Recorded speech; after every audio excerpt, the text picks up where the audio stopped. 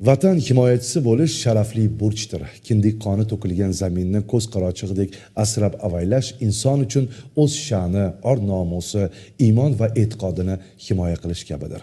Milliy armiya ona yurt qalqoni, tinchligimiz posboni shiori ostida o'tkazilayotgan vatanparvarlik oyligi doirasida Vatanparvar tashkiloti Xonobod shahar o'quv sport texnika markazi tashabbusi bilan shahar hokimligi hamda hamkor tashkilotlar bilan birgalikda Xonobod shahar 1-son politexnikumi sport zalida harbiy amaliy ko'p kurash bo'yicha Vatanparvar kubogi sovrini sport musobaqasi bo'lib o'tdi.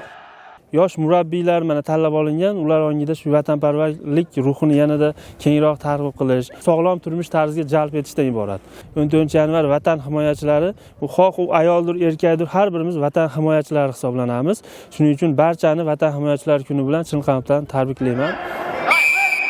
Sport musobaqalarini o'tkazishdan asosiy maqsad shahar aholisi, xususan ishchi xodimlar o'rtasida sog'lom turmush tarzini targ'ib etish, jismoniy tayyorgarlikni mustahkamlash hamda harbiy amaliy sport turlariga bo'lgan qiziqishni oshirishdan iborat bo'ldi. Musobaqada jami 20 yoshdan yuqori bo'lgan 64 nafar ishtirokchilar qatnashdilar. Jamoalar asosiy tarkibida 5 nafardan, zaxira tarkibida esa 3 nafardan shakllantirildi. Bellashuvlar qizg'in va murosasiz kurashlar asosida o'tdi. Hozirda o'sha rivojlanib kelayotgan yoshlarda sportga bo'lgan qiziqishini yanada oshirishga qaratilgan. Qatnashganimizdan albatta xursandmiz.